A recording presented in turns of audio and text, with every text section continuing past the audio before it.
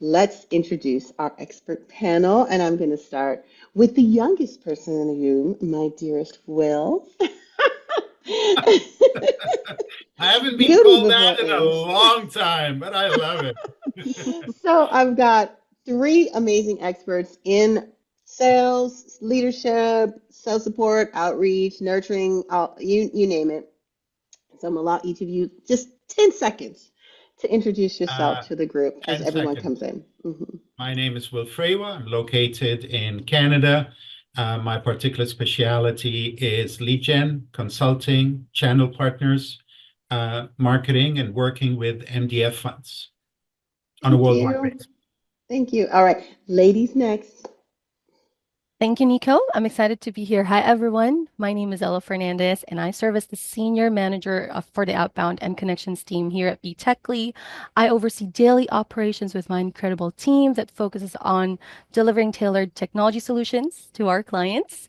And we connect them to our clients' best fit solutions for their networks with our 100 trusted technology business partners.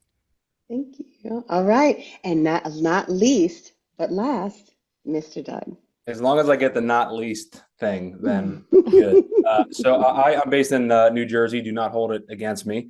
I own a business performance firm that partners with business owners to help them really dial in their strategic growth plans and then arm their leaders and their sales professionals with the skills and the processes to execute those plans. So, three major areas: organizational development and strategic planning, management training, and sales training, from getting more at bats, increasing win rate, and keeping and growing existing clients. I'll Thank stop you there. guys. That was perfect. That was perfect. Great. We still got folks joining us. Hey guys, come on in. Hey Usman. Hi Terry. Come on in, you guys. Hey Bill. Thank you for joining us. So we're just kicking off. Now, I usually don't do this, but in 2025, I've decided to put together a few visuals. So I know they're otherwise known as slides. Now, what I'm not going to do is I'm not going to go through them because this is meant to be an executive conversation.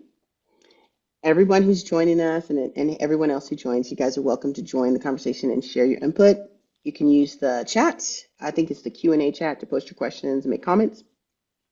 But what I did put the slides together because I know, and this is my favorite joke, I know I'm only 25, but I have the brain of a 51-year-old woman. So I do forget. So the slides are to help me stay on track because we're going to cover each of the five must-haves, and there are five. So what I'm going to do right now, there's two things I'm going to share with you guys. The first one is I'm going to show you what we're going to go through together in terms of my prepared information, and you guys can access it after the event is over. You'll get a thank you message where it'll have some links, including to this in this deck, and it's got some resources in the deck that I think you'll find useful.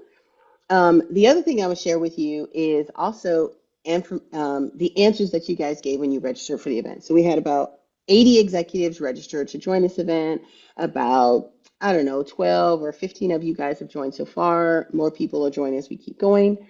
What I want to share with you guys is what you told us when you registered for the event. I love to do that because it gives us a good picture of kind of what people are saying. What are their challenges? What are they doing? Or what have you. And again, my theme for 25 is data-driven decisions. So it's one little bit of data that you get from us that'll give you some perspective of how you're doing. All right, so what I'm gonna do first is I'm gonna share. And I'm gonna share my screen. So if you see anything funky, then just ignore it. Okay. Everything should be pretty good. All right. So here are the five must-haves. Let me get this stuff out of the way. Here we go. And let me move this. Let's see if I can move that. Okay. All right. So, whoops. All right. Wait a minute. Okay. Sorry, guys. All right. Five must-haves. We're going to build through these together when we get to that part. Make a personal connection. That's number one. These are in order of importance too. Use email communication. I know people are like, oh my gosh, email, and I get so much spam, and I get it, but email is still king, and you're going to see it when we look at our registration, those registration questions, and what people are doing. They're still doing a ton of email, and it's dollar for dollar still the most effective way to engage. And even if you're not using email for bulk, your salespeople are meeting people, and they're sending them what? emails. So it's like, make sure you've got a great email strategy. But here's the thing that we may or may not be doing well. And I get it because we're so busy engaging on social. And we're going to talk about that because I'm sure everybody has ideas, experiences, and insights to share. So we'll talk a lot about that. What should I be doing as an executive, as a B2B company, as a sales rep? You know, what's effective for me to do on social because I only have so much time. Number 4 is another one where I think it is always a struggle, right? The struggle is real, is sharing impactful thought leadership, including video. But I think we've got some hacks that we can discuss as a group that can help you do it. And I'm seeing a lot more of it, which is awesome. And that's this user generated content. It could be your users, it could be your sellers. There's a lot of ways that you can just create, like, you know, short form, very fresh, raw, unproduced video content that is extremely useful and engaging. And then the last one, which you would think is a no-brainer, but you'd be surprised, is maintaining a functional and accurate website. So you might be like, what? Doesn't everyone do that? No, no, baby doll, they don't. You'll be shocked of how many even really well-known tech partners, you know, maybe companies like yourselves, where the website's not up to date, there's something not working, there's some issue with it, it's not optimized for search engines. You be shocked. And some of these things are simple things to fix and so important for a seller because I don't know about your sellers, but the other day I was speaking to the CEO of a potential client and he said, yeah, you know, send me a link to your website, you know, showcasing, you know, what you do in this particular area. And I thought, oh, snap, do I have, you know, what? Let me look at my website and see what I've got in that particular area. I mean, I've got a gorgeous website, but do I have enough content about that particular solution? So, all right, the 5 sales must-have. So we're going to go through this, guys. But the other thing, and I've got some juicy data for you too. But the thing that I want us to go through first is I want to go through, where are we? Whoops, where am I? Okay, here we go. I want to go through information about you. Okay, so 80 executives registered for our event. We do a lot in with companies that are in business to business industries, particularly in tech. So keep in mind that these results reflect senior executives in those sectors. So not a lot of consumer organizations. There might be a few in there, but the majority of this would reflect companies that are selling to other businesses, particularly if they're selling technology. So the first question is, what tactics do you regularly use to reach new customers? New customers, okay? So social media advertising is rising in popularity. So this, you can see it in our own results. 80 is a really solid sample set. I think the law of, what is it? The t-test would say for statistical significance would say at least 39. So we're well into that. So it's pretty solid data. It's a pretty good representation of those, you know, B2B tech companies, a little bit smaller. And so they're starting to use social media advertising. When we did research like this last year, it was like in the 30s, maybe mid to high 30s. So that's a big jump. Next up is email. So last year, number 1 was email, followed by, you know, telephone outreach. That's not an option here, so we kind of skewed the deck a little bit. But I think it's very interesting that more businesses are doing social media advertising. I'd love to take credit for that because last year that was a big thing that we worked on, is providing education and support and services to help people do more social media advertising. So very interesting. What's the main takeaway from this graph? You can take away from it whatever you want that's meaningful to you, but the highlight, the headline is there's 2 primary tactics that, you know, smaller or ecosystem partners and B2B businesses are principally doing to find new customers. They're advertising on social media and they're using email. So very important. Now, these other things like search engine optimization, making sure you've got content, some custom things, using word of mouth, direct mail, hosting or participating in events, that's very interesting. They're much less common. That's not to say they're not effective or important. These are long tail things that they can take time to show results. They're definitely not instant gratification in a lot of cases. And they can take a lot of planning or participation. So I'm not shocked that they're not popular. I was very interested to see what will pop up.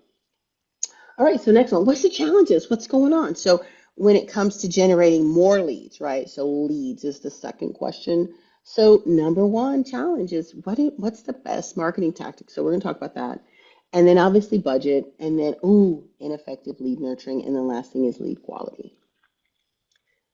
So we're going to discuss, touch on these things. Experts in the room, please have a look at this data, take a snapshot in your brains, take a snap of the screen if you want to, and please feel free to reference that. What I'm going to do is I'm going to stop sharing for a second, and I'm going to give everyone a chance to comment on that data and what they saw. What do you guys think? Anything jump out at you or surprise you? I'll go first. Budget being the biggest challenge, I think, is interesting. And what that tells me is that people feel like they need to spend a lot of money to Yeah, be that's a good point. marketing. And Mhm. I just don't think that that's true. And perhaps now more than ever as a result of the social media opportunities that are out there. So I know, I have a couple of thoughts on that. I'm sure everybody else does as well, of how do you do this, what I'll call self-marketing, which quite frankly, it takes some time, but doesn't really take a ton of dollars coming out of your, impacting your P&L in Yeah, order to market. So that was the big thing that stood out to me. cool. Will or Ella, did anything pop out at you? I'll have a go at this one, Nico. It's funny, you almost start dividing stuff into pre-COVID and post-COVID. Pre-COVID, we're attending events, which was one of the ones on Yes. data-driven that you Hello. had, Yeah, yeah, and I would attend events in San Francisco, 30,000 people. yeah, yeah. And then it went to almost zero, but now it's been climbing up again. So some of the It's partners that crazy. I've been Yeah. working with Hmm. have asked me to look at what are the events coming up from a Canadian and a US point of view, for Hmm. example, Okay. which again is confirmed by your data. And then at the same time, they're working on social media, which you had as number one. Yeah, And yeah, what are they looking at? And it's funny, social media seems to continue climbing up. yeah, Influencer event marketing is also going up based on the folks that I yeah. work with. These are the most common requests I get. What can we do? What can we put on? So nice data provided there. Yeah, yeah. I wanted to comment on what you said. Well, first of all, I just want to shout out because last year we worked with Will and we did a study and we did an event about what are the big tech trade shows, and that was great. And you know what, Will, I couldn't agree with you more. A few years ago, that would have been on your roadmap, right? On your marketing Yeah. roadmap. Is I'm going to go to these three events. We're going to have a booth. We're going to spend a bunch of money. We're going to have a party, a cocktail mixer, whatever. And we know we're going to shake hands with a bunch of vendors, shake hands with a bunch of customers, and we're going to do these things. And you don't see it as much. It's not because events aren't popular. They are. They came back really strong in 24. In 24, CES, which is always considered the barometer for trade shows and events, it happens in early January. It was like the highest attendance ever. It exceeded like 400,000 or something. It was a big, huge Las Vegas event, and it was just crazy. And then even SWSX or whatever it is, right? South by Southwest, I think that's what it is, in Texas. Just all of the big landmark events were just crazy last year. There were a lot of new events that popped up. But you're like, so why aren't people excited about events? Well, it goes to those macro trends. It's because everything's harder, y'all. Everything's harder. So, Ella, I'm gonna give you a chance to chat, and then we'll talk about the macro trends. Thank you. So I have three things that really pops up on my head when you showed that slide earlier. The first one is choosing the best marketing tactics, Hmm. followed by ineffective lead nurturing strategies, and the last one Yes. is the poor lead quality. You know what? I'm really excited to be on this webinar of yours. Thank you for having me again, Hmm. because on this session we will be discussing all on how you can actually handle those, overcome those challenges that I don't want Yeah. to steal the thunder because it will be part of this webinar. We're going to address those, and I'm looking forward to discussing it further. Thank you. Thank you for pointing out because see, Ella runs a team of outbound professionals, right? And the reason why I brought her here is because, over the last 10 years, I guess you could call it telemarketing. We don't refer to it as that. We call it live agents. or human, the human connection. Um, but over the last 10 years, it's getting dragged through the mud, right? Because you're just like, oh my gosh, you get there's scammers, there's the customer service, offshore, and you're like, oh no, this is not a good thing. And now they're talking about, oh, using AI to replace, your outbound team, so to speak. But what we find, and Ella will tell you as I work with them, is that human interaction is so important when it represents. If you're doing an event, if you're trying to schedule appointments for your sales team, if they're trying to schedule that next meeting with that prospect that they met with at a trade show, it's harder to reach the person, and you need somebody to place the dials on having a really skilled, sweet, nice as pie, human that'll be like, oh, hey, I'm calling from Will's office. I know he wants to have lunch with you. Can I help to coordinate it like a human? It just is priceless. So let's keep going in. I see you got more people come in. Come on in, guys. How you doing? All right. So now what I'm gonna do is I'm gonna talk about the macro trends. So we saw some data from you. Thank you, Ella, for pointing out the top 3 challenges, which is figuring out what are the right marketing tactics. I would say there's some sales tactics in there too. How do I nurture those leads? Because, people are getting leads. If you're doing social media advertising, you're probably getting more web traffic, and you're probably getting some forms or maybe some phone calls or whatever, but maybe it's questionable. And so I'm not surprised that the third challenge is, oh, what's that poor lead quality, right? Because a lot of times that's what happens, right? You do these great digital ads, whether they're on Facebook or LinkedIn or wherever you're advertising, and you get some volume. Maybe you get a bunch of volume, depending on your budget. But you're like, wait a minute, this volume isn't the quality I wanted. And probably the way you figured it out is because you got, form fills or calls, and they go to your sales team, which, remember, we talked about your amazing sales team, and they're awesome, and they've been doing it for a while, but they're not closing as many deals. Those leads are going to your sales team, and your salespeople are like, what the F, right? What the H, what the PQRST, right? These, I'm not getting, these leads aren't good quality. And of course, your marketing team is like, what are you talking about, bro? These are good leads, right? I looked at them, and they filled out all the forms, and my targeting is great. And what do you mean these are good leads?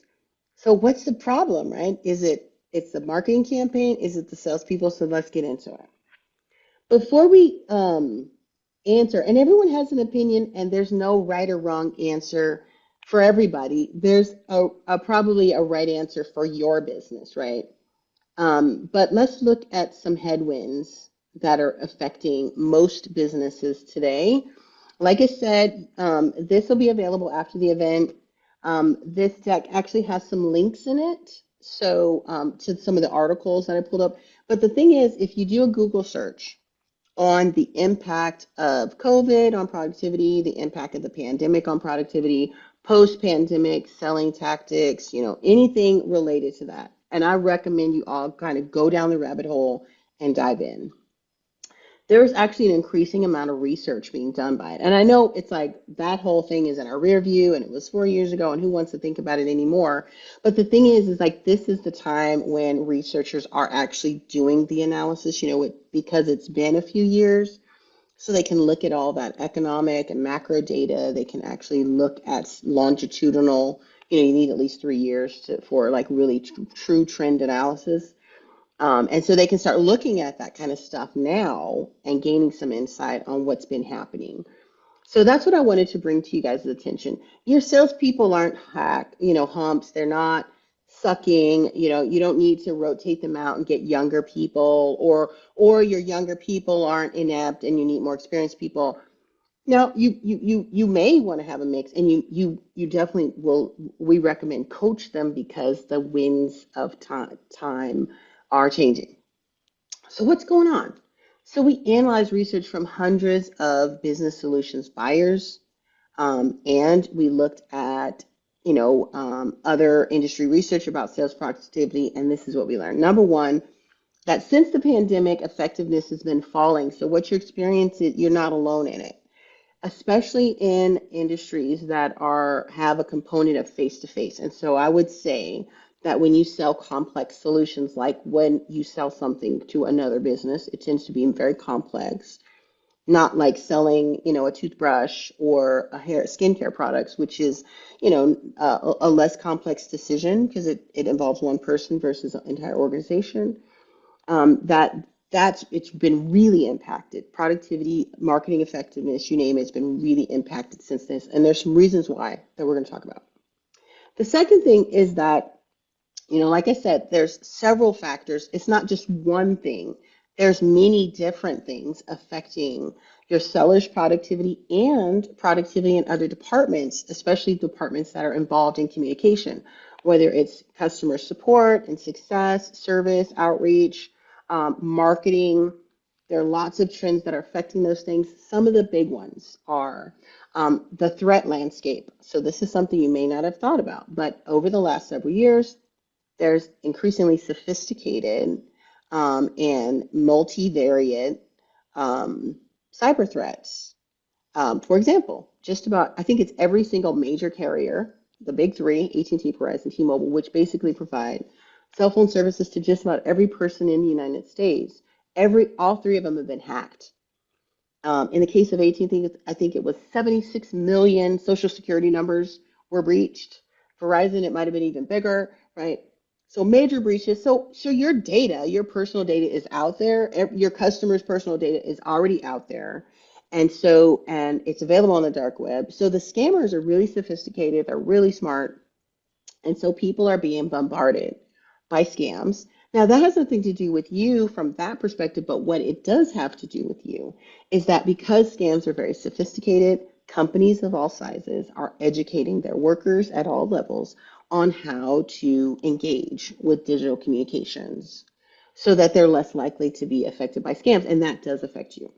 So people don't click links anymore in emails that you send them. They're not as likely to read your emails because they get so many. So it's really important for you to stand out and be very personal. They don't answer the phone anymore because you can be scammed on the phone as well. So there's those factors like that, the threat landscape, and I'll break them down on the next slide of what some of the things, I think it's like 5 or 6 things. So we'll talk about them. Number 3, social norms have changed. So people have hybrid work environments. They used to work in the office all the time. Now, sometimes you work at home all the time. Other people mix and match. So the way you're used to reaching them might need to change. Maybe you actually need to make it part of your routine to ask for the cell phone number. Your salespeople might already be doing that, but that kind of feels a little bit private, right? Somebody's cell phone. So it's like figuring out the new etiquette that is appropriate for your sellers to make that personal connection and gain access to the information so they can build those relationships. And then lastly, though your future business customers crave a truly personal interaction. So just like we saw from what you guys are doing, you're doing more social media marketing and less face-to-face marketing, right? You're like, oh, I don't have time to be worrying about these trade shows. I'm gonna just do some ads on Google. That's much easier, and I'll take all my money and I'll do that. But the thing is that's not personal. That might reflect your brand, but it doesn't reflect the people in your company. And if you layer that on top of the fact that loads of companies are introducing AI, chatbots, and AI this and AI that, humans are interacting with computers more than they're interacting with each other now. And as a result, people crave that interaction. So I'm going to take a minute and I am going to see if anybody's going to call BS on what I just shared. So who disagrees with any of that? Not I. Nope. Nope. Right? Yeah. Anybody shocked? Yeah. So it's like there's some headwinds. So let's look at the headwinds. So I'm going to go back to the slide. I'm bouncing around. That's what I like to do. So what are the headwinds? Let's have a look. And if any of you guys lead sales teams, feel free to download this and share it with your sellers. So, what are some of the headwinds? Inflation, supply chain, generation resignation, hiring challenges, the tech apocalypse, economic slowdown, you name it, right? Contentious political environment, constant activism is so many things, right?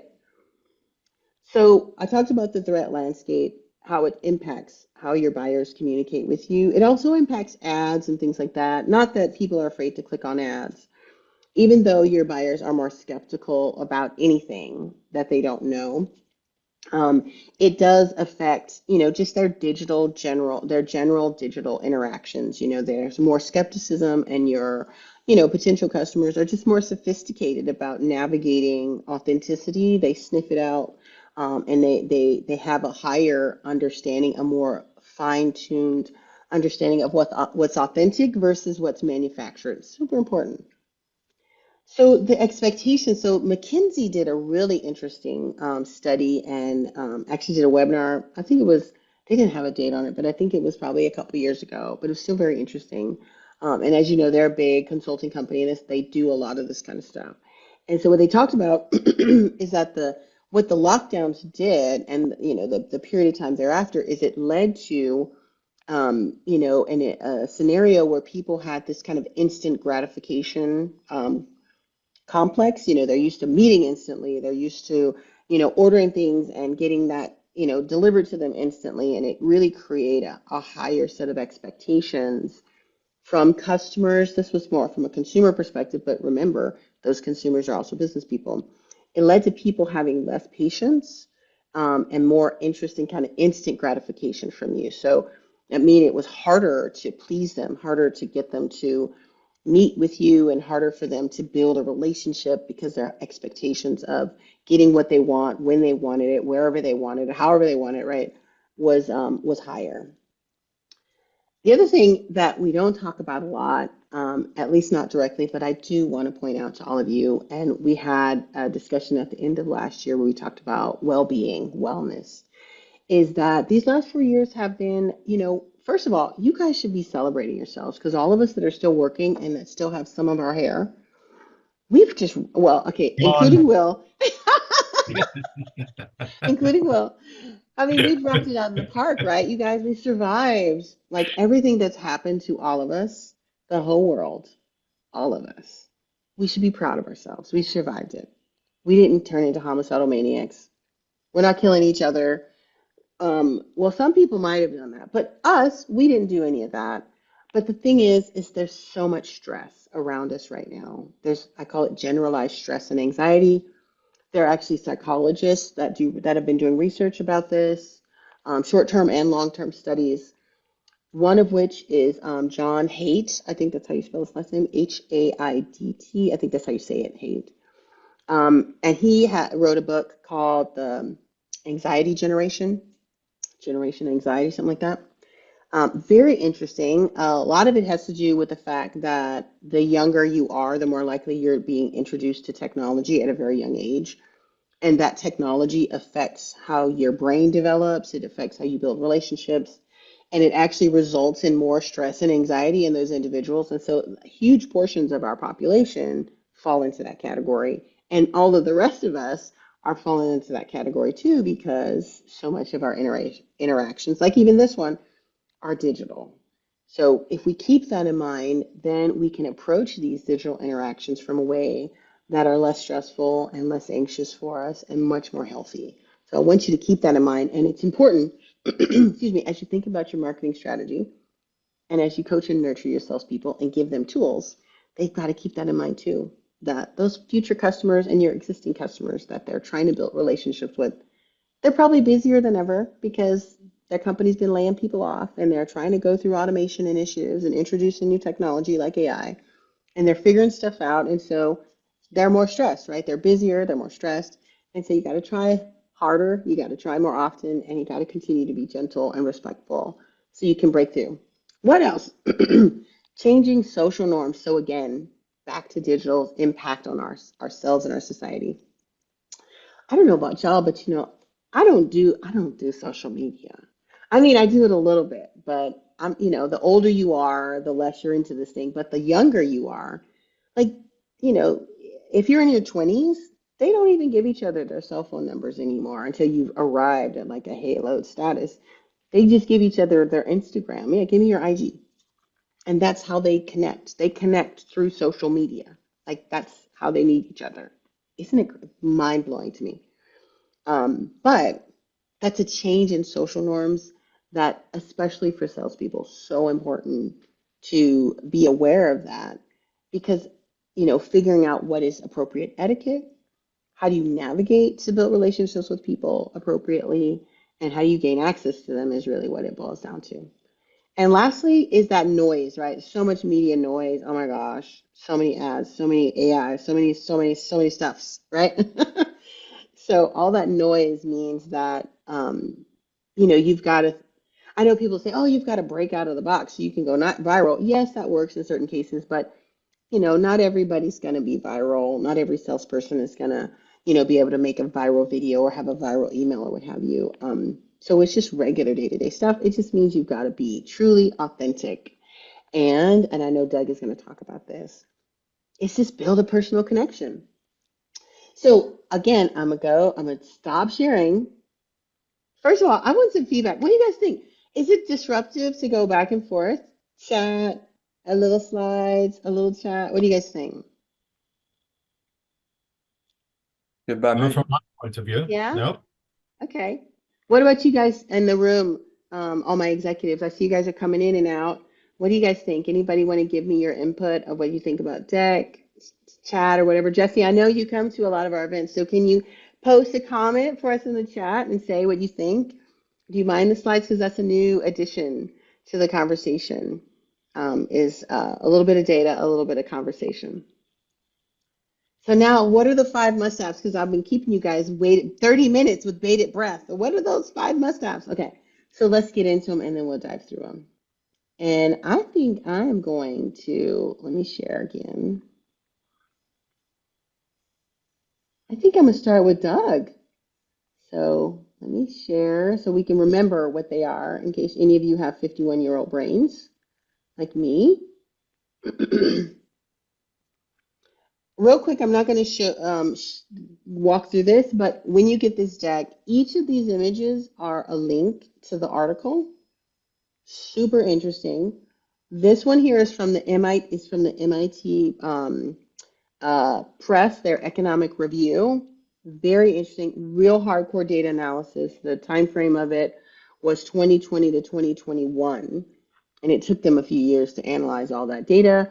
But super interesting. They said that it really affected, it was like I think it's a 9% drop, 6% drop in productivity across the board, but it was real varied, what they call it heterogeneous, very varied across industry depending on the type of industry. So really interesting if you were to, sign up for this economic review so you can gain access to the article. Very interesting stuff. These other articles are available online. This was from Forbes. This was from McKinsey. I can't remember what this was from. The Harvard Business Review. So pretty good, well-regarded researchers. So check them out. Super interesting to, gain a macro perspective. All right, 5 pillars. So Doug, can I kick it over to you to talk about making a personal connection? Because I know you have a ton of insight there. Kick away.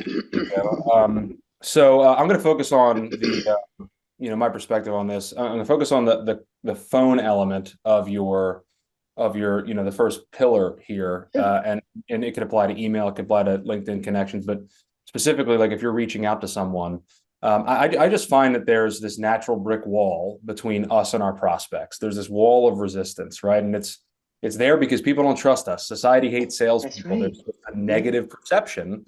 Anytime a buyer is interacting with a seller, their defense walls go up, right? Yeah. So if you're making a cold call with zero connection whatsoever, that wall is going to be very, very high. It's going to be really hard to break it down. But if we can draw a connection between 2 strangers, then perhaps we can reduce the friction that is naturally there. So when I'm working with sales teams and some of the folks that are my clients and partners, what we really focus on is what I call like triggering events that you can reference about the person that you're reaching out to. So for example, if I have somebody that I want to connect with, I need to do a little bit of research first to try and make some sort of personal connection. And here are some things that I might look for. Are they hiring? Did they recently acquire a business? They posted something on LinkedIn that you'd like. They have a big event coming up. They won an award. They're promoting people within their organization. They're in the same group as you. You guys met a while back, but you never really connected beyond that. And your phone call and your email can say things like, hey, you and I don't know each other, but I noticed that.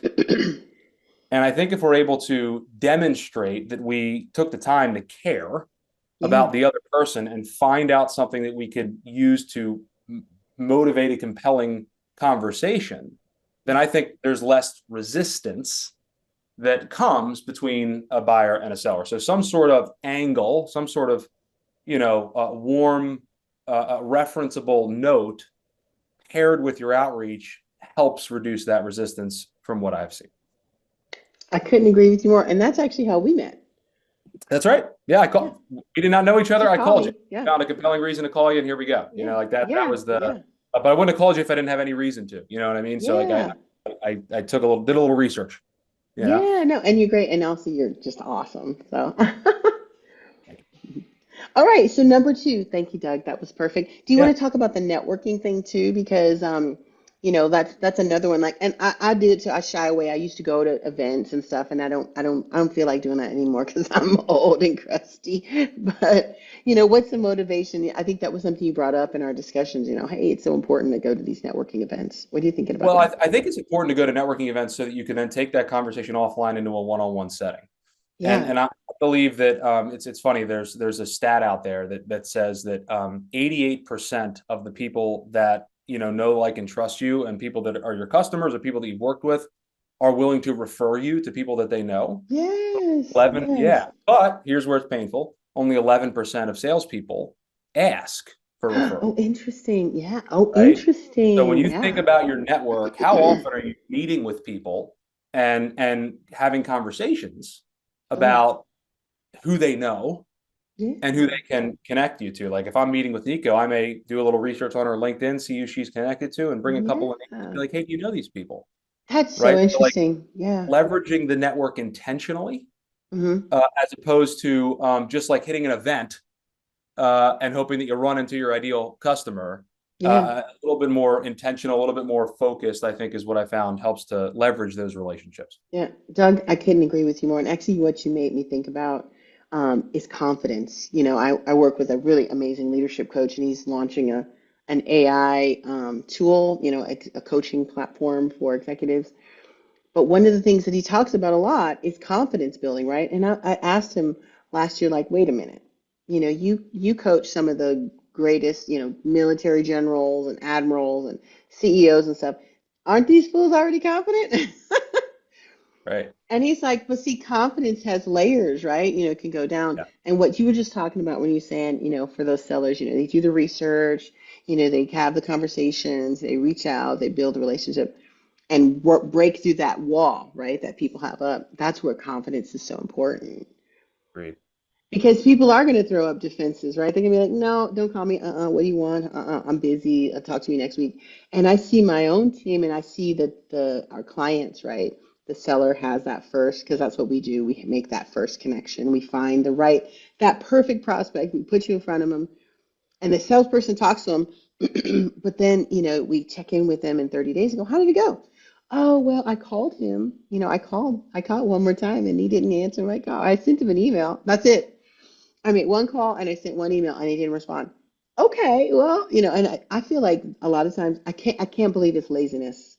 I think it's a confidence thing, is that they're like, well, I don't want to pester the person. I hear that a lot. Oh, well, I sent an email. If I send any more, then I'm being annoying. No, you had a conversation. They need something from you. If your house was on fire, okay, if their house is on fire and you're like, I need to talk to you because you need to go.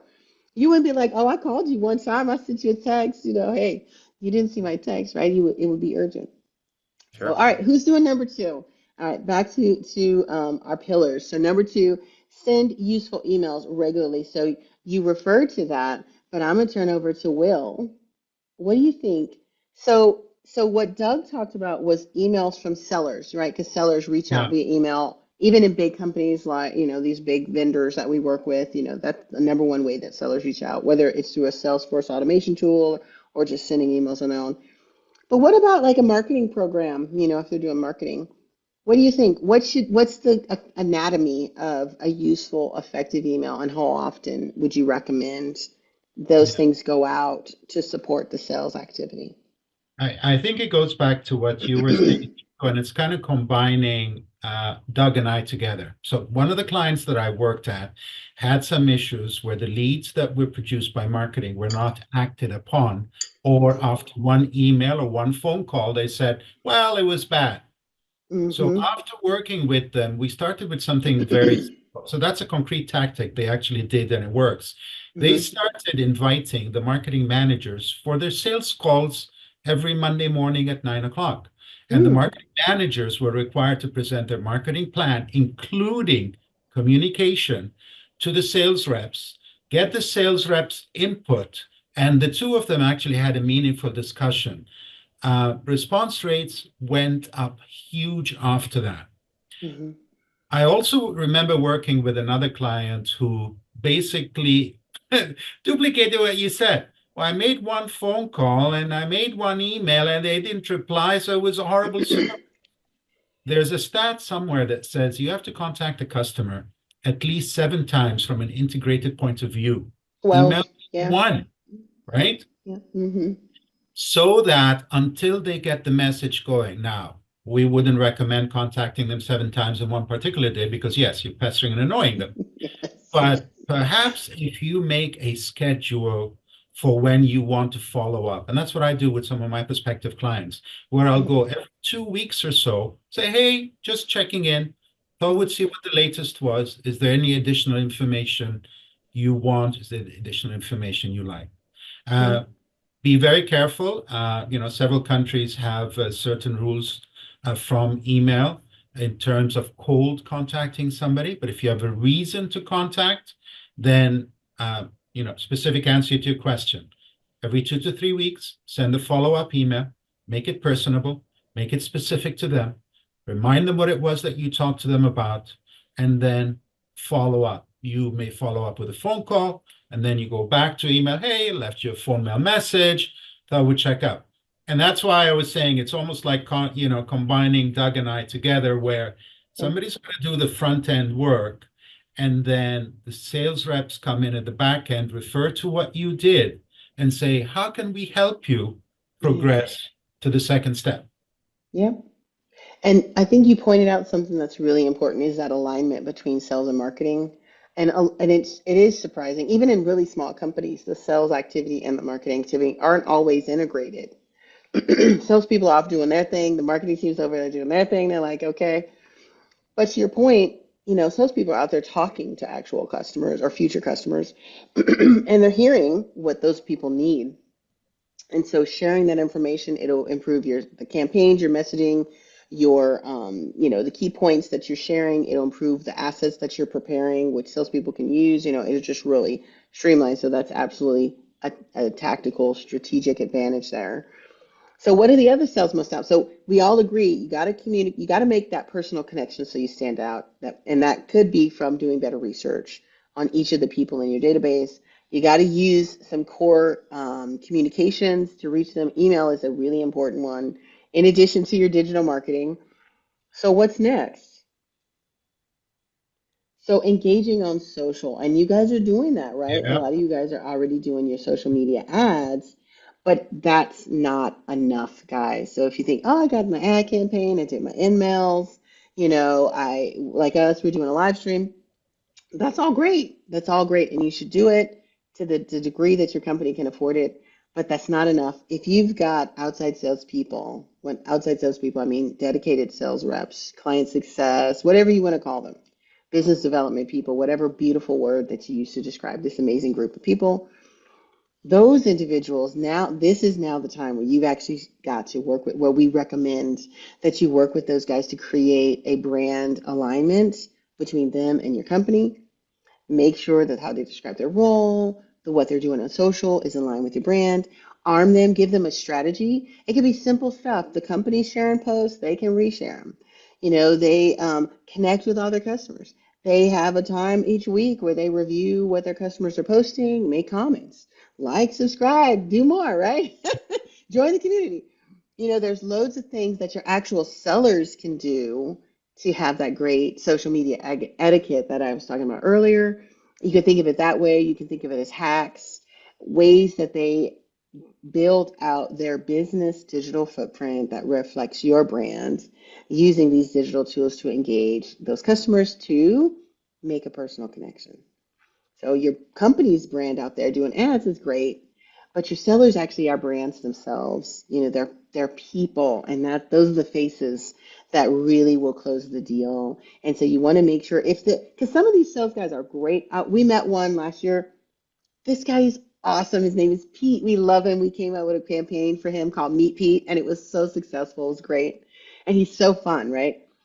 But this person, and I know you guys know, this guy's been around for a long time, right? He prints out his emails to read them. I love it. And so he's like, I don't do social media. And I honor that. You know, I don't like social media either, you know. How do you take a character like Pete and plug him into a tool? Because that's really what a lot of these social media platforms are. There's just one more tool, like having a phone number, having the email address. Now you have their social media account, so you can engage with them that way. And so we did a little bit of training with Pete. We did a little bit of coaching. Sometimes some of your best sellers just need a little bit of coaching so that they are comfortable with how to use these new tools. And so engaging on social. So what's some tips for you guys as executives to take back to your sales team or to your marketing team or to your organization? I like to say, start with the sniper effect, right? So if you've got sellers or you've got team members that aren't really active from a business perspective on social, they might be superstars when it comes to their Instagram or their personal stuff. It's not the same as having, you know, really effective business social media presence. You know, do a little bit of training. You know, you could hire a company like us, do, you know, a 1 or 2 hour session to train you guys. You know, what do your mastheads look like? How do you describe your job? What are things to keep in mind? What's some etiquette? You know, what's appropriate? Do a little bit of training. Definitely agree with your organization, your leadership of how you would like, you know, representative employees to use these tools. You know, are they approved to share posts? Do they make comments? What are the approved things to do? What are the not approved things to do, right? If you look at some of the biggest companies in the world, like a Starbucks or an IBM or Microsoft, you know, companies like that, they actually have documented policy as it relates to what employees can and cannot do when it comes Yeah. to social media. Even companies like McDonald's, you know, companies like that, you know, you can't have your McDonald's shirt on and be out there, you know, twerking or whatever it is. And there's some stuff about that recently. It was an airline. But it's really important. You've got to establish a policy because social media is like, you know, the Wild West frontier. And so telling your sales team or anybody else in your organization, hey, go do social media, you might get a box of chocolates, right? You never know what you're going to get. So just having real simple documented policy, you know, what you encourage them to do and what you recommend they do, and maybe a little training is a really great way. But in having them become more skilled in engaging on socialist prices. And here's 3 reasons why. Number one, almost all of their customers are going to be on one of the social media platforms. And them connecting on that social media platform in an appropriate way will give them one more avenue to reach that customer. Maybe they're busy. Maybe they're not in the office as much. You can't call them as easy. Well, you can hit them up on LinkedIn, right? You can slide into their DMs, whatever, right? And so it's one more, think of it as just one more connection, like if you had their pager back in the day, right? Or, you know, if you don't have their cell phone, you might be connected to them on LinkedIn. And so it's one more way to communicate. The second thing is it leaves an impression, right? So if you pay attention, like Doug said, you know, you're paying attention to people, they're out there. Social media is a way for people to broadcast what they think is important. So they're broadcasting life moments on social, you know, consumer social media. They're broadcasting career moments on like LinkedIn and business related social media. And so you taking interest in that and liking it, or better, making an appropriate comment or maybe sharing something that they, you know, posted, like they're going to see that. It's going to be a way for you to honor them. And what a great way to, you know, build that relationship. It's like a compliment, like, girl, your hair looks good today. You know, right? So that's how, you know, that kind of those interactions on social media. You salespeople don't have to do it every day. They can sniper it, like I said, you know, once a month even. It'll still go a long way until they get into habits where it might be more frequent. And I said there was 3 things. So what's the third one? The third one is for your sellers to be out there building their own social credibility. So sharing your information, sharing, stats and facts and things like that, it just makes them more credible. So when your salesperson does meet a future customer at a trade show or networking event, or like in Doug's case, they give somebody a call and they're awesome on the phone. Well, guess what? You know where when I went, I was like, what's this guy's name? And then you go search them up. And you see who they are, and because you go look at the company, you're like, okay, yeah, interesting, but I care about you. And so you go check them out and see, is this a real person? Is this a scammer? Right? So the salespeople having that really good social profile, social presence is going to help them be authentic and credible. So super duper. All right, so number 4, I need to get Ella up in here. So what's number 4? Share impactful thought leadership, including video. I know that's a little bit out of pocket for you, Ella. What do you think? You want to Yeah. talk about it? It is. But I was actually listening to the entire conversation, comments from Doug, Will, and of course you. Those are facts. Honestly, those are really what will definitely help us build personal connections with our customers or clients. But on number 4, impactful thought leadership. Well, you actually said something, touch this earlier as well. Like, when if you're out there doing social media posts, if you are exposing your brand in social media, you would have to get a really good coaching, I would say, session with your leaders to get like, okay, what do I do? Right? What's appropriate? What, etiquette in terms of sharing content, videos. And that's where the impactful leadership can really help in terms of video content. That's my take on this number 4. Thank you. Yeah. Thought leadership can be really helpful. So, for example, this virtual event in this series is part of a series that we introduced last year at Change 3. And every month we talk about a topic, like I said, that'll boost or battle with your growth. And so having experts like Will and Doug and Ella bring in data, and we bring in data, and it turns into video assets, it turns into statistics, it turns into talking points for I have a big sales team of one person who has 14 other jobs. But it turns into really juicy facts, like Ella said, stats, tangible things to share. And here's some examples because we work with clients to create thought leadership. We do research for them. We, prepare, white papers, create reports, come up with themes. But I think of it as like headlines, right? People remember headlines, they remember statistics, and they remember really short and impactful quotes, right? So when your company invests in thought leadership that aligns really well with its brand, it arms everyone who represents your brand to your actual potential customers on a face-to-face or hand-to-hand method, right? Person to person. It arms them with something really good to talk about that aligns perfectly with your brand. And I always love to give analogies. So you'd be like, hey, I'm a baker. What kind of thought leadership can, wait, I bake cupcakes. Well, babies, you too, my dear, can have thought leadership. So how do you have thought leadership as a baker? Well, you know what? How do you make the perfect macaron? How do you get your muffins to pop up over the shell or whatever that thing is, that paper, to pop up beautifully? What's the best crumble? There's things that you as a baker are an expert at that your customers aren't, that are really interesting. How do you take a Sonic Frosty Freeze and make it into a milkshake or whatever it is, right? You've probably got 1,001 things that you as an expert know that your customers will be delighted about, whether it's for holiday ideas or whatever, that's your thought leadership, right? And you can share it. And you can share it as authentically and simply as possible. And if you are a baker and you've got an outside sales team that's trying to convince hotels to buy your muffins and not the old stanky ones from Costco, right? Then you want to give them, oh, well, this is the benefit of like freshly baked muffins. This is how well they keep or whatever, right? You come up with some talking points, some thought leadership to establish the benefit or the value, your value proposition, and you arm that with your team. So that's why thought leadership is so important. I think of it as, and I think Will and Doug talked about it, it's that consistent message that goes across everything you do.